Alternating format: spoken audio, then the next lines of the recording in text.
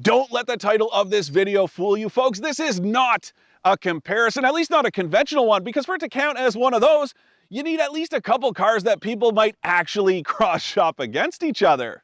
Instead, think of this more like a Coles Notes version of a very real existential dilemma that is facing us as driving enthusiasts. Mainly that the very nature of what performance driving looks like, but more importantly what it feels like, is completely changing. Now for about the same amount of money, you can go the early adopter route with this all-electric Kia EV6 GT, or you can go the cold dead hands route with the legendary Toyota Supra.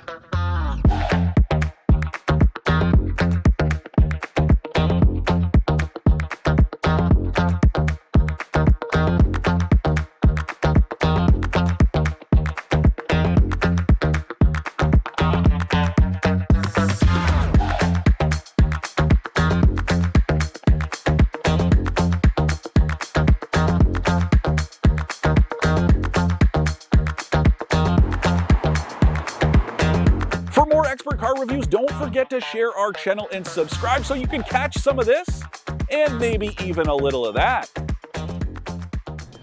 Okay, so just to reiterate, it is highly unlikely that anyone in their right mind would cross-shop these two, but that's not the point. No. It really comes down to kind of showing this specific area of the performance market. So not sport compacts, not all out expensive performance vehicles. I find that this, 70, 75 grand range, pretty reasonable. You get a lot of car for the money, a lot of performance for the money. So we're looking at that specific area of the market and just the stark contrast between where we're coming from, which is the Supra, and where we're headed, which is this EV6 GT. It's a fun contrast of like old school versus new school. Like they're two extremes of that spectrum.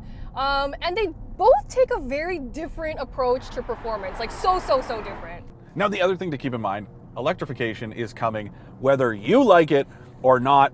The good thing is, there's a lot to like about it if you are open-minded. Absolutely, and I think that's the hang-up a lot of people have, is that, yeah, it's not the same, and we're not saying that this is the solution for everyone right now. We're just trying to highlight like what it does really well, what it might not do well. Now, one thing this does really well is acceleration.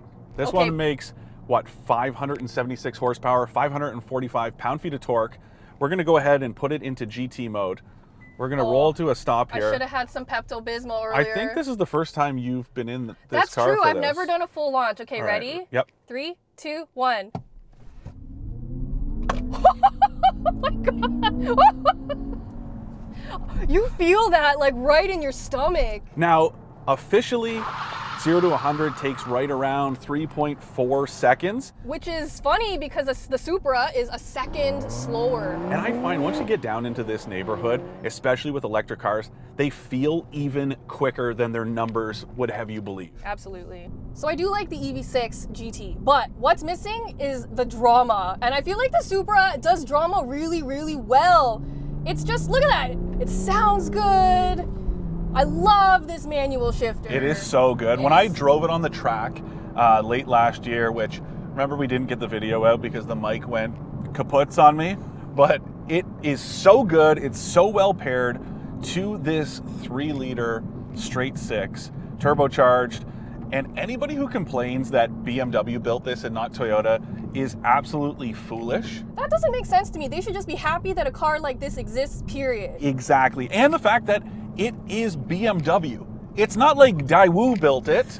You know what I mean? Like, if you're talking about a brand that you want to build a sports car for you, the fact that it made it more affordable for Toyota's customers, the fact that it was BMW that built it, and the fact that Toyota offers it with a manual, which you can't get with the Z4, this thing is super cool. I love this. And speaking of pricing, it is about 5 grand less than the Kia EV6 GT, which was surprising to me.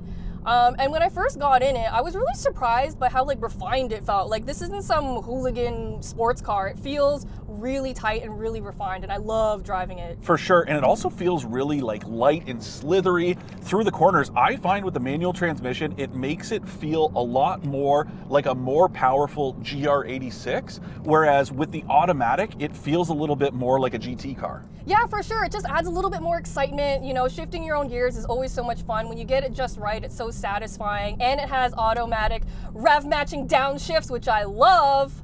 The auto rev matching is very cool. I also just love the front engine, rear drive layout. Really changes the way this thing handles on a winding road like this one. Feels completely different than the EV6.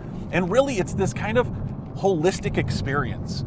The noise, the feel, just everything. It is like an entire experience that you just don't get with electrification. Absolutely. It engages all of your senses, and when it all comes together, it's just perfection.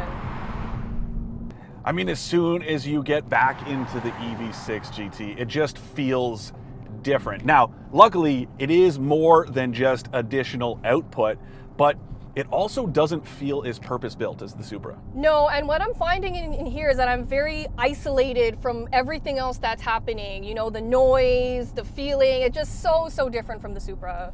Yeah, and you know, I don't mind having this weird kind of spaceship noise that you can hear. It's kind of cool, but it also just does sound artificial more than the fake engine noise that you can get in a lot of cars these days. It just doesn't work together. I think I would rather have fake real engine noise than this weird and the kind spaceship of stuff? Yeah, I think it would just make it feel more authentic in a weird way. That does sound kind of backwards, but I get what you mean. I think it's because when we mash the accelerator pedal, we're just waiting for some kind of reaction, and we don't really get that here. Yeah, now the other thing about this, it corners much differently. It also has adaptive suspension, so same as the Supra. It's got some upgrades to the front suspension, bigger brakes, so again, it's not just about that additional output. The track is also much wider, so the distance between the wheels, and you can feel it when you push this thing through a corner. It really feels like one of those single car roller coasters to me. That's very accurate, You're kind of actually. like, it's slinging you around. It feels really well planted. It's stuck to the pavement. Even these tires, they're those Goodyear Eagles or whatever. I think they're the same ones you get with the Mustang Mach-E GT Performance Edition. And they're pretty good. It's just a different experience. So obviously helping that feeling is the ultra low center of gravity that's created by this battery pack. I really do like it. It just does everything with way less emotion than the Supra. I think that's what stands out the most. It's not surprising. I mean, it's not the same. It's just, it has a different purpose, I think, and I'm gonna really miss all that like visceral stuff that the Supra offers you that we just can't get here. One thing I'll also say in favor of the Supra, I like the fact that this doesn't burn any gas. That's really cool. But True. let's just say you want to go out for, I don't know, a weekend cruise. You just want to go get lost somewhere. In the Supra, you're basically only limited by how many times you want to stop at the gas station. Right. Whereas in this one, you're limited by the range itself, which is only about 332 kilometers. And obviously that's going to drop if you're driving this thing like a maniac. But then also you have to stop and charge. And even in optimal conditions, if you're looking at a minimum of, I don't know, 20, 30 minutes to go from 10 to 80% on a level 3. Let's just imagine that you keep finding level 3 chargers. That's much longer between your kind of fun times. Yeah. Sitting there with a book or whatever you're gonna do for 20, 30 minutes at a time. It really kind of takes the joy of it. This is not a cannonball car, that is for sure. And then getting back to this engine, obviously that's really what sets it apart from an EV like the EV6 GT. It makes 382 horsepower, 368 pound-feet of torque, which is a ton. But it's less than the Kia. Of course, Yeah. but I mean, what do you expect? I It's know. also, though, it's a straight six. It's super smooth. We talked about how good it sounds. This exhaust is awesome. I don't even have the sport exhaust on. With the sport exhaust on, it sounds even better. It's so good. And I know the Kia has more horsepower, but you don't need as much horsepower in this because it's so much lighter. Yes, it's like 1,400 pounds lighter, which blew my mind. I knew that it was going to be heavier. I didn't know how much heavier. The fact that it's a 1,400 pound difference is absolutely astonishing That's to a me. massive difference. And I honestly feel when going through all those twisty roads, you really feel that weight difference. You do for sure. You know what else is astonishing to me? What? This tan leather. Oh, you don't like it? I really don't. So this does come with that A91 upgrade package. It's like, I don't know, $1,400 in Canada. You get a few touches here and there. You used to be able to get it with the automatic transmission, but now it's a manual exclusive. It's cool. I like the red strut tower brace that you get. It's cool. a few other touches, but what I don't like is this. It feels like old luxury to me instead of like sporty. Yeah, I kind of wish it was red or something. I feel Yeah. like that would have made it pop and made it more sporty instead of more luxury, but I can live with it. Or just leave the Alcantara. I don't True. understand why, you know, Toyota decided to go with this instead. But anyways, minor complaint. One complaint I know you have, no Android Auto. I hate that, and I also hate that even more because this infotainment system is an older version of BMW's and it's not the newer one. And the newer one is so good, so I really wish they could have updated it to make it just a bit more user-friendly. For sure, and it's nowhere near as good as the one in the Kia. That is 100% true. So at the end of the day, all those little complaints we have don't even matter to me because honestly, this car as a whole just does everything it can to enhance that driving joy that I think a lot of driving enthusiasts look for in cars like this. And we're definitely gonna miss it when it's gone. It's not like the Kia EV6 GT isn't enjoyable. It just doesn't give you the same experience that a gas-powered sports car does. In a way, it's like watching an action movie in one of those cool 4DX theaters with the moving seats and all kinds of neat environmental effects, but with the audio off, or at least out of sync. It definitely takes some of the excitement out of what's happening, and that's the hardest part for me to come to terms with. The way to look at electrified performance is that it's a work in progress. You know, it's still really early days, and it's great that the speed is where it needs to be, but it takes so much more than just going fast in a straight line to make a great performance car.